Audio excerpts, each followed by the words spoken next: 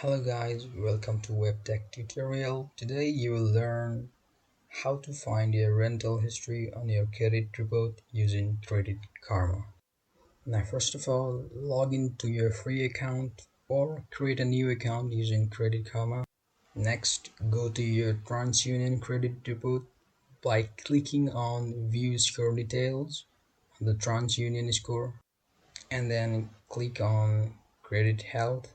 And now click on Credit Report, which is next to your credit factors. It may take some scrolling to find Rental Karma at first. Look at the Other Loans section on your credit report, as this will show you your Rental Karma accounts. The name of the account will either be Rental Karma or Residence or RK Residence for short. If you see either of these, that means TransUnion has your rental data. Now click on Rental Karma/Residence to expand the data and see more. So this is how you see the payment history for your rental information.